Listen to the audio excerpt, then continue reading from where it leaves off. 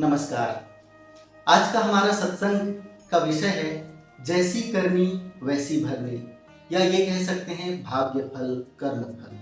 तो हम अपने सत्संग का शुभारंभ करने से पहले आपको ये बताना चाहेंगे कि देखिए, हमारे चैनल पर जो भी ज्ञान आपको मिल रहा है, जो सत्संग आपको लाभ हो रहा है, ये सारे सत्संग और ये सारे ज्ञान एक्चुअल में प्रैक्टिकल किया हुआ है। ये हम पहले प्रैक्टिकल किए हैं, उसके बाद में आपके सामने परोस रहे हैं। हम ऐसा नहीं कह रहे हैं कि जैसे कथावाचक कहते हैं कि देखो यहाँ पर लिखा है इसलिए हम बोल रहे हैं, देखो देखो ये लिखा है तो यही सत्य है। इसका मतलब ये होता है कि लिखा है इसलिए बोल रहे हैं, और इसको ये कहाँ तक सत्य है और कहाँ तक असत्य है इसका कोई प्रमाण नहीं है, और इसकी गारंटी हम भी नहीं दे सकते। इसका मतलब ये होता है। तो देखिए, मैं कोई कथावाचक नहीं हूँ और ना ही कोई प्रवचन करता हूँ, इसलिए मुझे उतना तो बोलना नहीं आता, लेकिन फिर भी टूटी फूटी भाषा में आपको बताने का प्रयास अवश्य करता हूँ।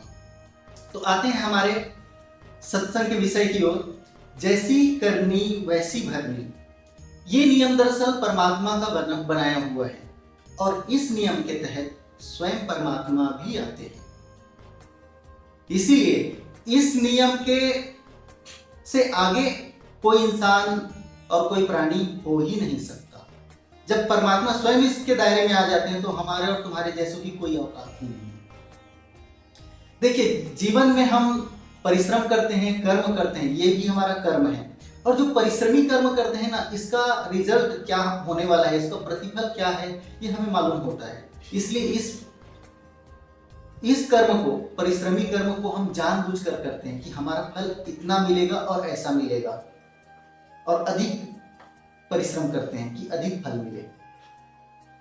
ये हमें मालूम है, इसकी वजह से हम करते हैं। लेकिन ठीक उलट दूसरी तरफ एक कर्म ऐसा होता है जो हम अपने आचरण, स्वभाव और अपने बल ताकत के दम पर करते हैं, लेकिन इसके बारे में कभी हम सोचते ही नहीं कि इसका भी प्रतिफल हमको मिलेगा या नहीं मिलेगा।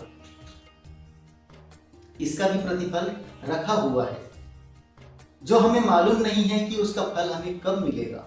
हमारे अच्छे कर्मों का भी फल रखा हुआ है और बुरे कर्मों का भी फल रखा हुआ है।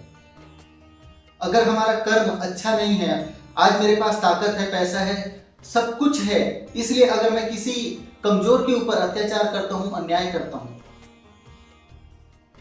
तो इसका प्रतिफल मुझे भी एक समय ऐसा आएगा कि कोई मुझे इसका दंड देगा, और सेम टू सेम वैसा ही होगा जैसे मैंने उनके साथ में किया। मैंने उनकी बात नहीं सुनी, मैंने सत्य का अनादर किया, इग्नोर कर दिया और उसी को सजा दे दिया, तो सेम टू सेम मेरे साथ में भी वैसा ही होगा। और यही रीत है, और इसी को बोलते हैं जैसी करनी वैसी भरनी। और जैसे अगर मैं किसी के ऊपर उपकार करता हूँ, गरीबों की मदद करता हूँ, कमजोरों की सहायता करता हूँ, तो ये मेरे परोपकार कर्म की तरफ जाता है, और इसका भी प्रतिफल सामने रखा हुआ है। एक दिन ऐसा जरूर आएगा कि हमारी भी स्थिति और परिस्थिति कमजोर हो जाएगी, हम भी डामाडोल होने लगेंगे। उस समय वही पुण्य कर्म, वही परोपकारी कर्म, उसका प्रतिफल हमारे सामने आएगा। इसलिए जीवन में कभी ये सोचकर कोई भी कर्म नहीं करना कि ये तो मुझसे कमजोर है और इसके ऊपर मैं कुछ भी कर सकता हूं, इसका कोई मुझे सजा नहीं दे सकता। ऐसा नहीं है, उसकी भी सजा रखी हुई है। और ऐसा भी नहीं है कि आपने कुछ अपराध किए हैं, कुछ दंडनीय कार्य किए हैं, और जब आपको पुलिस ले गए, अदालत गए, वहां से जितना बड़ा आपने अपराध नहीं किया, उससे भी अगर कहीं बड़ी सजा मिल जाए, ऐसा भी होता है, तो इस स्थिति में कई और अन्य अपराधों की सजा एक साथ में हो जाती है। और कई बार ऐसा होता है कि अपराध बहुत बड़ा होता है और दंड बहुत कम, छोटा हो जाता है।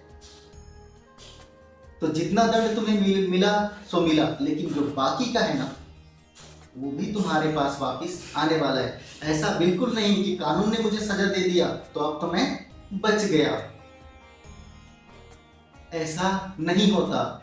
जब देश के कानून से, पुलिस से, अदालत से जब तुम अपराध करके बच जाते हो ना, तब परमात्मा की हंटर चलने लगती है। और कई बार ऐसा होता है कि इस जन्म में अगर तुमको उसके अपराध नहीं मिला तो अगले जन्म में मिलेगा, लेकिन मिलेगा जरूर। जो ब्रह्मांड का सबसे बड़ा न्यायाधीश है ना, शनिदेव, उसकी नजर से तो परमात्मा स्वयं और देवी देवताएं भी नहीं बच पाते, तो हम और तुम तो साधारण इंसान हैं। कहते ना अभी तुम्हारा अढ़ैया शनि चालू है, 7.5 चालू है, तो इस समय अवधि में क्या होता है, हम मानसिक या शारीरिक किसी भी तरह से पीड़ा से जूझ रहे होते हैं। वो तुमको अढ़ैया शनि या 7.5 शनि इसीलिए लगा है कि तुम्हारा दंड, तुमने जो अपराध कार्य किए थे ना, उसका दंड तुम्हें मिला नहीं था, जो अब यहां आ रहा है। अब ये जैसी करनी वैसी भरनी, ये जो नियम है, इसके दायरे में मैंने बताया था स्वयं परमात्मा भी आते हैं, है ना। और कैसे आते हैं वो भी बता रहा हूं। जैसे रामायण काल में भगवान श्री राम ने बाली को पेड़ के पीछे छुपकर उस पर तीर चलाया था, जिससे बाली की मृत्यु हो गई थी। उस समय पर भगवान श्री राम ने जो भी दलील दी, वहां की जो भी सच्चाई थी वो थी, उन्होंने बताया। वो किस्सा वहीं पर समाप्त हो गया। जब वही परमात्मा भगवान कृष्ण के रूप में अवतार लिए द्वापर युग में, तो भगवान कृष्ण की जब मृत्यु हुई तब क्या हुआ। भगवान कृष्ण की मृत्यु से पहले भगवान श्री कृष्ण जंगल में एक वृक्ष के नीचे आराम कर रहे थे। तभी उस जंगल में एक शिकारी आया और उस शिकारी ने भगवान श्री कृष्ण के पैरों को देखा और उन्हें लगा कि ये मेरा शिकार है।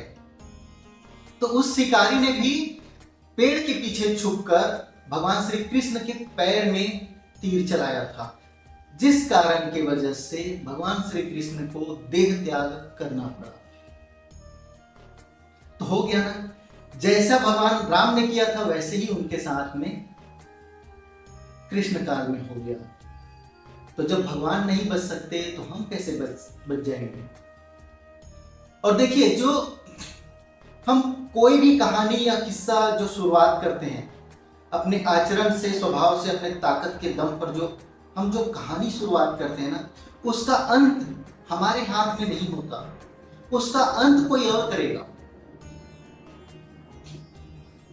आज जैसे मैंने एक कहानी शुरुआत किया, किसी कमजोर को सताया, मारा, पीटा और कुछ भी किया। ये समय मेरा था क्योंकि कहानी मैंने शुरुआत किया, समय मेरे पक्ष में था, इसलिए मेरा मन जैसा किया मैंने कर दिया। अब इसको इग्नोर कर दिए कि अब कुछ नहीं होगा, मैं तो ताकतवर हूं या मैं धनवान हूं, पैसे वाला हूं, मेरे पास सब कुछ है, मेरा कोई कुछ नहीं बिगाड़ सकता। लेकिन होता यह है कि इस कहानी का दूसरा पहलू बाकी है भी, और इस कहानी का जब दूसरा पहलू सामने आएगा तब सेम टू सेम मेरे साथ होगा, क्योंकि उस समय मेरे पक्ष में नहीं रहेगा, समय उसके पक्ष में चला जाएगा जिसने कहानी का अंत करना है। शुरुआत हमने की जहां जीतना तय है, तो अंत कोई और करेगा जहां हमें हारना तय है। इसे कोई बदल नहीं सकता। तो ये होता है जैसी करनी वैसी भरनी। जीवन में कभी भी कोई भी कार्य करो, किसी के साथ में आचरण करते हो, तो इसका कभी भी इग्नोर नहीं करना कि इसका परिणाम क्या होगा, क्योंकि वो हर चीज जिसकी शुरुआत तुमने किए हैं वो तुम पर ही आकर खत्म होने वाला है, तुम पर ही अंत हो जाएगा उसका, कहीं और अंत नहीं हो सकता। जो तुमने शुरुआत की है उसका अंत तुम में ही होना है। इसीलिए कोई भी आचरण करने से पहले एक बार सोचो कि अगर मैं इनके साथ में बुरा बर्ताव करता हूं तो मेरे साथ में भी यही होगा और ऐसा ही होगा। तो खैर, आज का सत्संग हम और ज्यादा लंबा करने के इच्छुक नहीं है। अगर लंबा करेंगे तो 1-1.5 घंटा निकल जाएगा। तो हम अपना अगला सत्संग लेकर आएंगे जिसका नाम होगा आपका भाग्य विधाता कौन है। आपका भाग्य किसने लिखा होगा, आपका किस्मत किसने लिखा होगा। ये हमारा प्रश्न भी है और आने वाले सत्संग का टाइटल भी है। तो मिलते हैं अगले सत्संग में, तब तक के लिए नमस्कार।